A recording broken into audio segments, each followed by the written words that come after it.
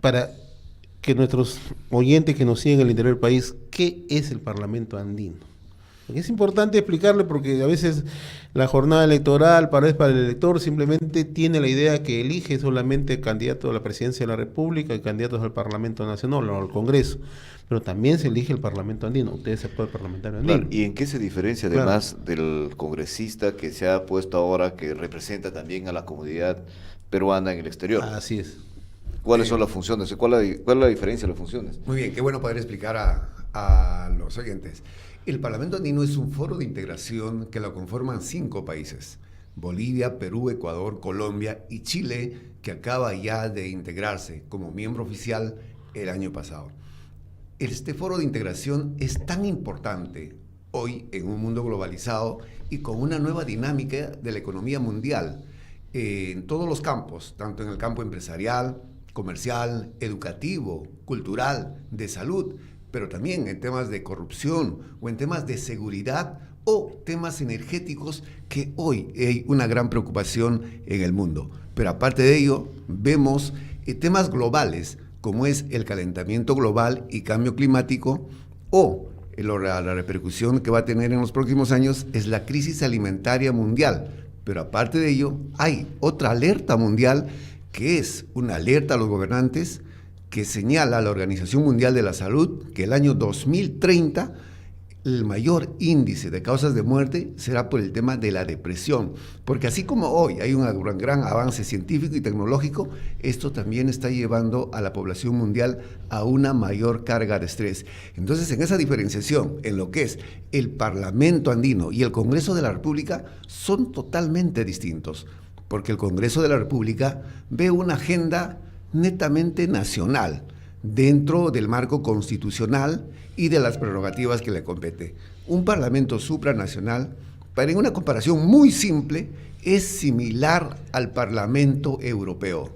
Para conformar el Parlamento de la Unión Europea pasaron muchos años y tuvieron unas experiencias muy duras que al final pudieron consolidarse. El Parlamento andino es un parlamento joven que está avanzando a pasos agigantados en estos menos de 40 años que tiene. Ya se tienen logros importantes, como es el Tribunal de Justicia andino, se tiene la Universidad Simón Bolívar, donde hay becas en lo que es maestrías y doctorados para jóvenes de nuestras regiones y pueden ellos trabajar en cualquier país de la comunidad andina. Tenemos la casilla migratoria de lo que es del Parlamento andino, tenemos la tarjeta andina y el pasaporte andino, y dentro de estos logros, por si podemos señalar algunos, que ya a los países andinos uno puede viajar sin necesidad de pasaporte, solo con DNI, y esto inclusive ya por convenios y tratados se ha extendido a más de 12 países, así como también la eliminación de visa a muchos otros países. Y el último logro importante es lo que es una gran noticia para los peruanos, la eliminación de la visa Schengen para que los peruanos y colombianos puedan viajar libremente a la Unión Europea. ¿Cuántos miembros conforman el Parlamento andino? El Parlamento andino está conformado por 25 miembros, 5 parlamentarios por cada país. ¿Ya? Hasta hace 10 años, los representantes del Parlamento andino era por designación del Congreso, o sea, el Congreso mandaba a sus representantes, pero dentro de esta consolidación, de este foro supranacional, los gobiernos se pusieron de acuerdo y para fortalecer el proceso de integración pidieron de que ya sea por elección popular. Hoy ya todos los países eligen a través del voto popular, y esto hace que no solamente haya un grado de mayor representatividad, sino sobre todo de un mayor enlace entre los parlamentos de nuestros países y los parlamentos de otros países. El Parlamento andino se reúne en un promedio de 4 veces al año con los foros supranacionales a través de Eurolat, que une a la Unión Europea, al Parlamento andino y a todos los países de América Latina y el Caribe, donde se abordan importantes puntos. Y una de las propuestas que el Parlamento llevó hace algunos años es justamente la creación del Observatorio del Migrante. Esta ya fue acogida, fue recepcionada. ¿Por qué? Porque hoy hay una gran movilidad en el mundo nunca antes vista. y el tema migratorio ya compete a todos los países del mundo. Y solamente en los países andinos tenemos 20 millones de migrantes en el exterior y el país tiene el 10% de la población, que son 3 millones de peruanos en distintas partes del mundo, pero que juegan un rol muy importante, porque ellos solamente en los envíos de remesa al año reportan un promedio de 2.900 millones de dólares, que representa de 1 a 3 puntos del PBI de acuerdo al crecimiento. Entonces, estos datos que son de vital importancia ya juegan dentro de un marco supranacional, de un parlamento no solamente de integración en lo económico, en lo energético, sino sobre todo en el tema humano. ¿Hay algún tipo de servicio que brinde el Parlamento andino o es netamente un cuerpo legislativo? El Parlamento andino tiene un servicio directo, por ejemplo, al migrante. En una comparación muy simple, es similar a un Parlamento nacional, donde tienes el Ejecutivo y el Legislativo. En este caso, la CAN representa al Ejecutivo, que su local está en Aramburú y Paseo de la República, donde sesionan los cancilleres de todos los países, o cuando hay una agenda de trabajo en conjunto con el Parlamento andino. La sede del Parlamento andino y el Congreso del Parlamento está en Colombia. Y aquí también había una discusión que esto podría ocasionar un gran costo al país. Pero hoy en un mundo globalizado, más que ver costos, lo que uno tiene que ver es los beneficios. Y eso lo entienden con mayor prioridad los otros países que la componen este gran bloque. Por decir, Colombia es el que asume el pago administrativo, el presupuesto del Parlamento de la sede en Bogotá, el edificio, la construcción. Y igual, el pago del secretario general del Parlamento andino lo asume el país que propone, y en este caso lo propuso Ecuador. Entonces nosotros más bien estamos un poco relegados, y ahí el Perú tiene que optar una mayor presencia, como hoy ya lo viene haciendo Chile. Chile, que acaba de ingresar, porque era miembro asociado, ahora ya como miembro pleno, está entrando con un tema ya de una visión mucho más geopolítica, para no solamente tener un mayor beneficio como país, sino tener una mayor articulación dentro de América Latina. Y es ahí el gran reto que tenemos los peruanos y los parlamentarios que hoy están postulando este foro, de hacer un trabajo en conjunto. Porque aquí, más que ver los temas ideológicos, que siempre las hay, se ve más el tema de integración y el tema del comunitario a nivel mundial.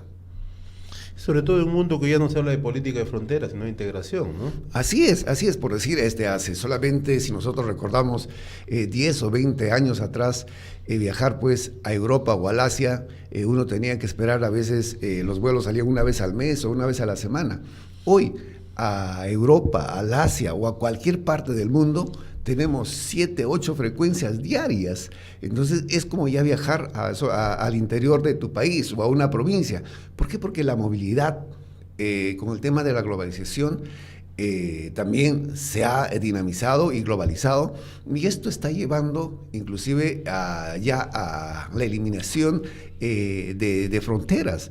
Dentro de poco, las alianzas estratégicas que se creen y se fortalezcan con mayor prioridad serán los que tengan mayor predominio en el mundo. Es por eso la fortaleza de la Unión Europea, donde, como siempre, a veces hay algunas voces que dicen, no, hay que desarticular, pero no, los europeos han entendido que más bien hoy, más que nunca, tienen que fortalecer. El claro ejemplo es lo que pasó con la crisis financiera internacional, cuando Grecia, España, Irlanda, Portugal y otros países eran arrastrados por esta crisis, los fondos de la Unión Europea y Alemania hicieron de que no colapsen, y hoy están empezando a salir de la crisis. Estados Unidos ya salió, pero eso no genera que esta depresión y esta crisis haya contagiado a otros continentes. Por decir, el crecimiento de China, que era un promedio del 9%, hoy ya tiene una pequeña baja, y todos estiman que de acá a 5 o 10 años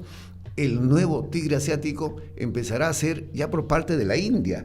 Entonces, todos estos cambios en la economía mundial nos llevan a una nueva visión, a nuevos retos, y a la vez a una generación de nuevas alianzas estratégicas dentro del marco geopolítico global. Ahí, reitero, el Parlamento andino, como otros bloques supranacionales, juegan un rol muy importante y es en esa razón que hoy prima ese fortalecimiento y el mayor interés de los gobiernos de turno. Una pregunta, señor Tapia. Por ejemplo, el Parlamento andino se aboca específicamente a temas legislativos. ¿Y qué hacemos, por ejemplo, con algunos problemas también que tenemos, que son ya, en este caso, no son patrimonio exclusivo de la delincuencia que se genera en el país, sino también ya esto cruza las fronteras y hace muchos años vemos situaciones bastante complicadas como el narcotráfico, por ejemplo. Lo último, por ejemplo, el tema de la minería informal, ¿no? Nosotros hemos venido discutiendo fórmulas y soluciones aquí, un poco que se han querido dar, pero que no han dado mayor resultado a la luz de los hechos. Pero si nos vamos a Centroamérica, nos vamos a Colombia, nos vamos a cualquier sitio, encontramos estos mismos problemas con las mismas características, inclusive los mismos actores. Entonces, ¿cuál es el rol que cumple el Parlamento andino frente a estos temas? En estos temas se ha trabajado bastante, porque muy bien has abordado que parte de estos problemas son los problemas de los países andinos. El tema de la corrupción nos castiga y golpea a todos los países andinos. El tema de lo que es la delincuencia, de lo que es la seguridad ciudadana, del mismo modo, y el tema del narcotráfico, igual. Entonces, ahí lo que nosotros hacemos no solamente dar recomendaciones y resoluciones, sino de tener un contacto directo también con nuestros países, y es ahí que nosotros planteamos iniciativas legislativas para que en cada congreso de cada uno de nuestros países se puedan ver estos temas, pero ya con una amplitud global. ¿Por qué? Porque no solamente son estos temas, sino por decir, hay otros temas que, como se tocó hace algunos años en el evento mundial de transporte en Rusia, se hablaba de que uno de los grandes problemas, que no solamente ya es el tema de la violencia, sino el tema de seguridad, también va a ser el tema de transporte. ¿Por qué? Porque el transporte está colapsando en todas partes casi del mundo, porque los vehículos ya dejaron de ser un tema de lujo, sino hoy es muy accesible. Y el parque automotor está en una explosión impresionante y la infraestructura en muchos países como el nuestro no estaban preparados. Entonces, eso también está llevando a un caos. Entonces, la seguridad, tanto interna y externa, se está visualizando a nivel global y esto está cayendo en recomendaciones. Yo acabo de venir de hace algunos días del Foro Mundial de la Paz y la Cultura y ahí se abordaron 3 temas importantes, donde estaban los principales líderes del mundo. El tema de calentamiento global y cambio climático, donde se tocó justamente el tema de la minería informal. ¿Por qué? Porque hay algunas ONGs que atacan la inversión minera, pero no dicen nada de la minería informal. ¿Y quién es el que contamina, destruye la naturaleza y maltrata al ser humano como persona? Es la minería informal, porque no solamente tienen un pago mínimo, sino como están en la informalidad, no reciben ni beneficios de salud, ni pensionarios. Y evaden impuestos. Así es, y una evasión de impuestos tremendo. Y el otro tema es lo que comentaba hace un momento, la crisis alimentaria mundial que no se toca en nuestros países, pero ya se está tocando en todos los foros mundiales, porque el cambio climático lo que más va a afectar no solamente es el tema del agua, sino el tema a la agricultura, porque con unas lluvias intensas, o inviernos intensos, o veranos intensos, te puede destruir miles y miles de hectáreas cultivables, y ahí no hay que funcione bien la biotecnología, las nuevas semillas, o las semillas orgánicas. No, en una inundación nada se salva. Entonces, estos fenómenos cíclicos y naturales que hoy están en aumento, está llevando a una nueva agenda mundial. Y el otro tema, que hablábamos de la inseguridad, el tema del transporte, el tema de la violencia, el tema del narcotráfico y toda esta explosión científica y tecnológica que está ayudando a la humanidad en muchos casos, pero también está llevando a una carga de estrés impresionante. Las tasas que señalé de la Organización Mundial de la Salud es alarmante. Y en este foro justamente decían que ya nos vamos a olvidar de algunas agendas que siempre tocábamos, porque hoy hay una prioridad donde está en juego ya la propia supervivencia del ser humano. Entonces yo creo que ahí ya es un trabajo en la que tenemos que sumar esfuerzos, no solamente de los gobernantes, sino también de los líderes de las iglesias, los líderes espirituales, los empresarios, la prensa y los ciudadanos, de tomar conciencia. Y esto se tiene que empezar a trabajar desde la escuela, el colegio y las universidades. Porque en realidad el tema, usted toca muy bien el tema de la violencia, ¿no? El tema de la seguridad, ya no la seguridad pues mirado desde el punto de vista de las soberanías, sino la seguridad ciudadana, en fin, que es un mal que ha atravesado ya un problema transversal a todas las sociedades. Acabamos de escuchar con mucha preocupación, por ejemplo, un reporte el otro día de una situación que se vive en Centroamérica con estas pandillas, ¿no? Que prácticamente han puesto en vilo a la propia seguridad del Estado. Entonces, estas pandillas que se organizan, y la información era muy puntual en el sentido, por ejemplo, que fueron a un barrio y entonces empezaron a dar plazo a las personas para que abandonen su casa.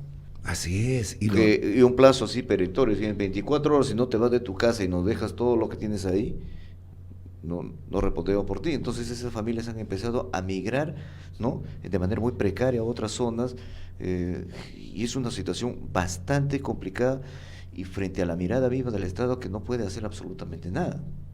Así es. Y allí hay otro tema que tenemos que trabajar. ¿Qué es lo que ha pasado con esto de la crisis financiera mundial? Nosotros, que éramos una sociedad hasta cierto punto inmigrante, que migrábamos a buscar en la década del 90, en momentos difíciles, muchos peruanos viajaron hacia Norteamérica, en Europa hacia España con mayor incidencia, Italia, y acá en Sudamérica, Argentina, Venezuela y Chile. ¿No?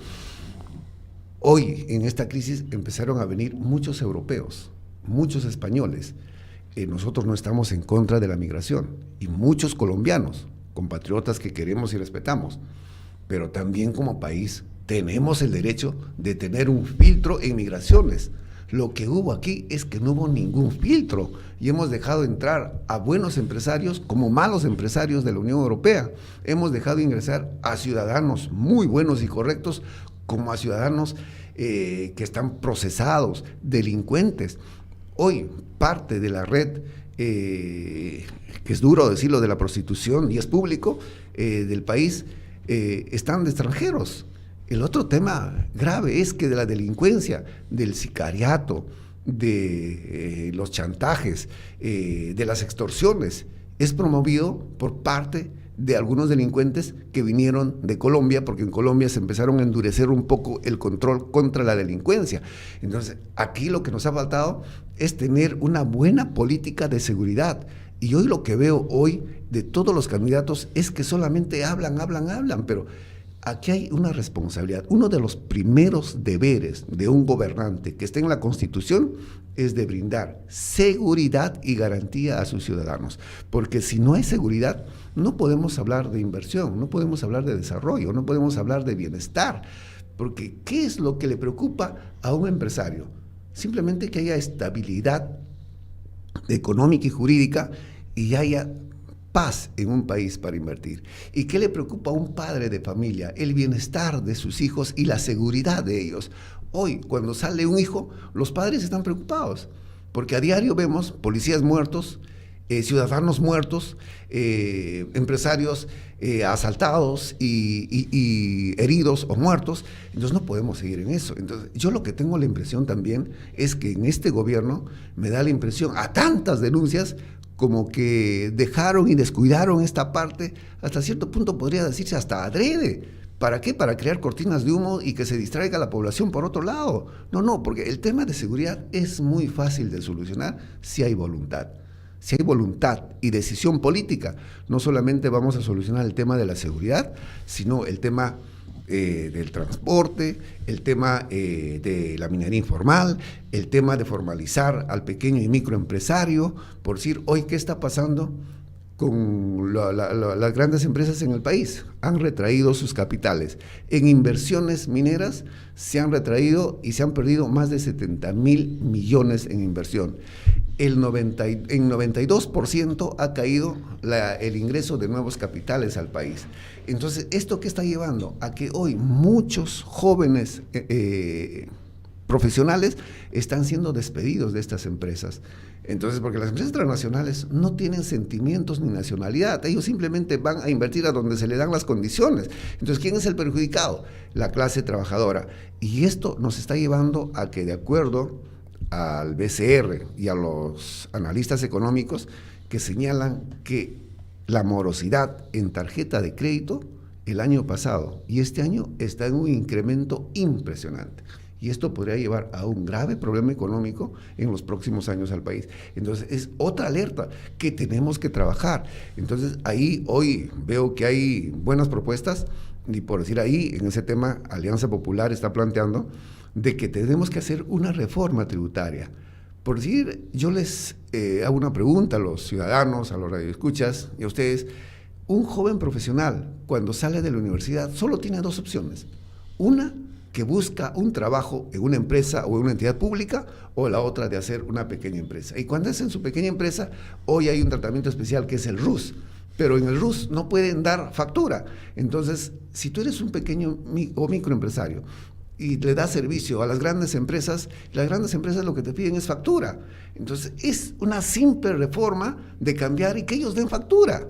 Asimismo, disminuir y bajar un poco el IGB y hacer una reforma en el tema de lo que es el impuesto a la renta. Y como esta, solamente con un poco de imaginación y buen criterio y con buenos técnicos y una buena política de gobierno y con decisión y voluntad, podemos hacer de que el país no pierda el rumbo del crecimiento y seguir mejorando la calidad de vida de millones y millones de peruanos.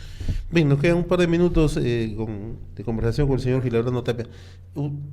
Antes de la entrevista comentamos, fuera de micros, que lo que diferencia justamente una campaña de un aspirante al Parlamento al Parlamento andino es que desarrolla una campaña a nivel nacional, a diferencia de los candidatos al Parlamento, al Congreso Nacional, que disputan distritos electorales, ¿no? Entonces, usted que está viajando por todo el país, ¿cómo está observando la campaña? ¿Le preocupa, por ejemplo, que la Alianza Popular en las encuestas no tenga un nivel preponderante en estos momentos?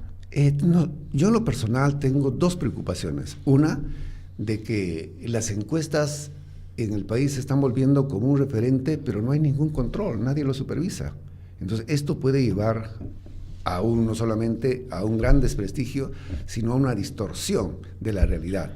Pero más que eso, lo que preocupa es que hoy tenemos un proceso electoral atípico, pocas veces visto. Estamos a menos de 20 días y todavía hay candidatos que están en tacha, en procesos de revisión, y no podemos seguir en esto. Entonces, esto lo que puede llevar es, hasta cierto punto, a una pequeña anarquía en que el nuevo gobierno que asuma, que los otros grupos digan que esto ha sido todo un proceso viciado y empiece a perder fuerza. Entonces, eso no debe ser. Yo creo que esto nos debe llevar a una reflexión a todos los partidos políticos, a ni bien que asuma este nuevo Parlamento, hacer las reformas que el país requiere, en el tema electoral, en el tema de seguridad, en el tema de la bicameralidad, que para mí es muy importante, hoy más que nunca, porque ahora, haciendo un poco de memoria, en el tema de la bicameralidad, cuando había un Senado, no solo había un mejor control político, sino el Senado se encargaba de algunos temas importantes, y no hubiésemos tenido hoy todos estos vicios que hay. Entonces, a veces cuando hay una sola Cámara, muchas veces se dejan llevar por la opinión pública o la corriente mediática, y se crean estos imperfectos democráticos que hoy nos está llevando a una gran confusión. Y eso es que demuestra que más de 40% de la población aún no ha decidido su voto a solo 20 días. Bien, 15 días. 15 días, 15 sí, días, claro. 15 días. 15 días, porque ya los dos últimos días no se cuentan, porque ya estamos ya en no hay el campaña. 26, faltan 5 días a terminar este mes, y 10 días más son 15 días Así es. Bien, el señor Gilabrando Tapia, candidato al Parlamento andino por la Alianza Popular, sumamente agradecido de estar esta mañana acá en Enlace Regional a través de RCR, Red de Comunicación Regional. A ustedes, y solamente pedirles con mucha humildad y cariño a todos los ciudadanos que me escuchan, que nos apoyen este 10 de abril, marcando los 3 mapas y la estrella y escribiendo el número 1 al Parlamento andino.